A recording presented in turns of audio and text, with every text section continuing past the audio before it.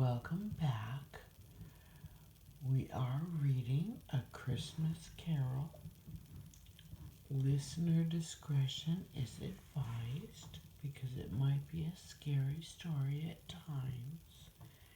And tonight we are reading part 16 and will begin.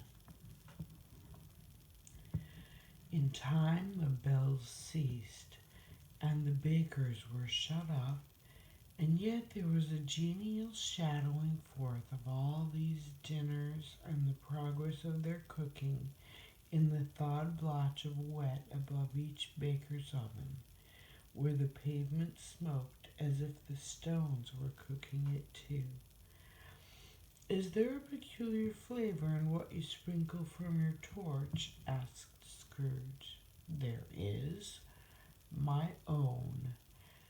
"Would it apply to any kind of dinner on this day?" asked Scrooge. "To any kindly given, to a poor one most."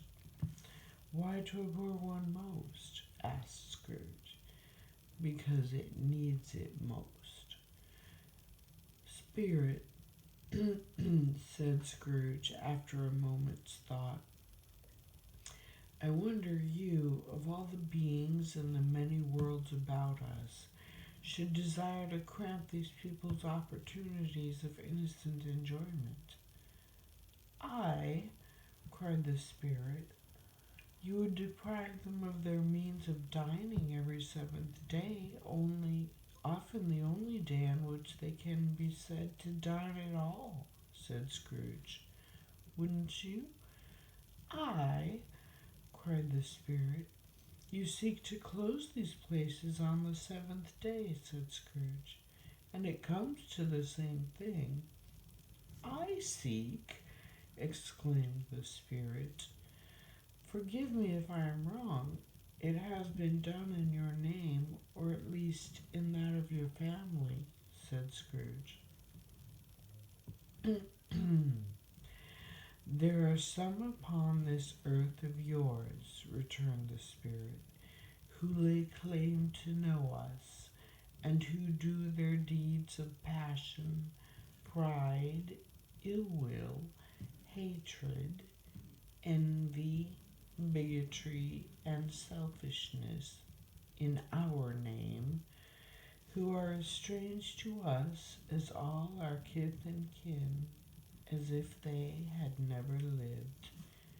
Remember that, and charge their doings on themselves, not us." Scrooge promised that he would, and they went on, invisible as they had been before, into the suburbs of the town.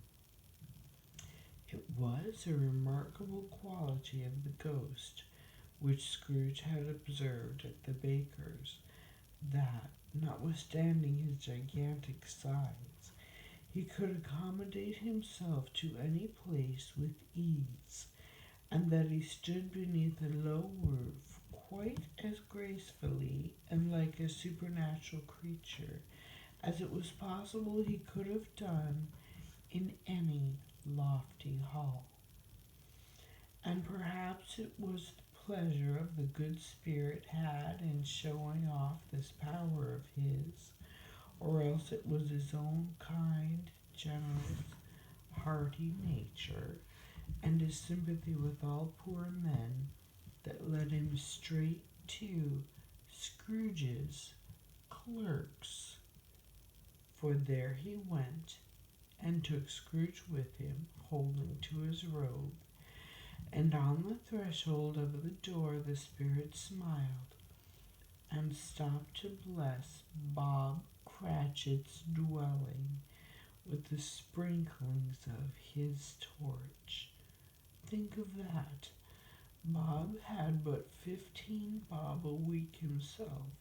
He pocketed on Saturdays but 15 copies of his Christian name, and yet the ghost of Christmas present blessed his four-roomed house. Then up rose Mrs. Cratchit, Cratchit's wife. dressed out but poorly in a twice-turned gown, but brave in ribbons which are cheap and make a goodly show for sixpence. And she laid the cloth, assisted by Belinda Cratchit, second of her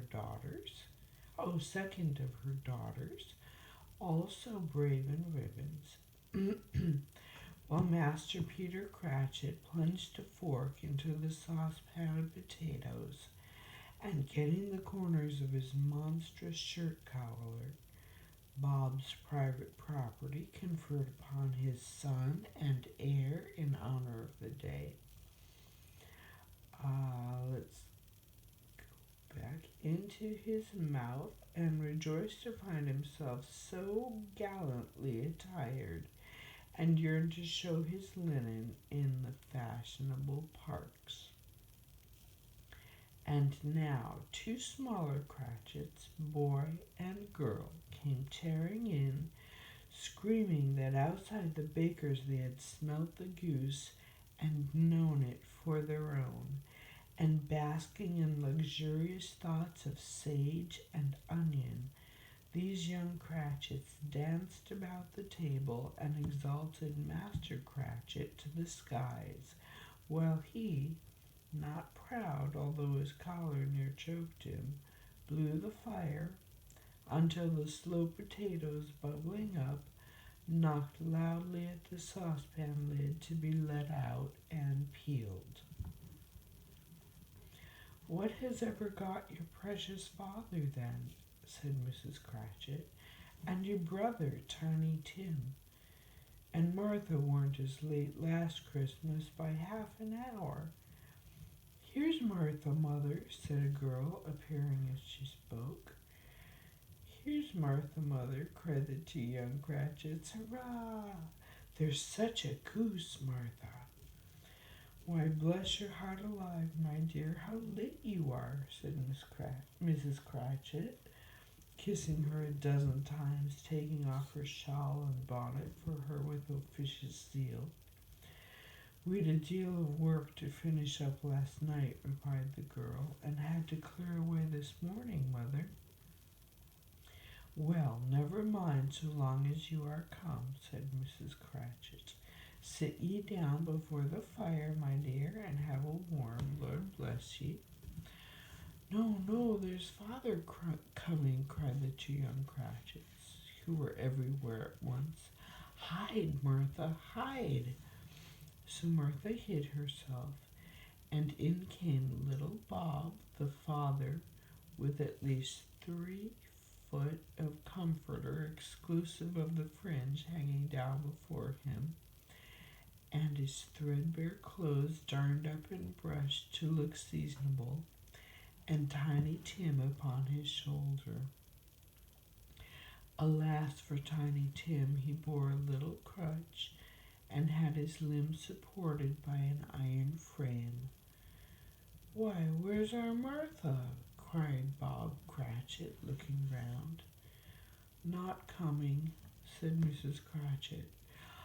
"Not coming," said Bob, with a sudden declension in his high spirits, for he had been Tim's blood horse all the way from church, and had come home rampant.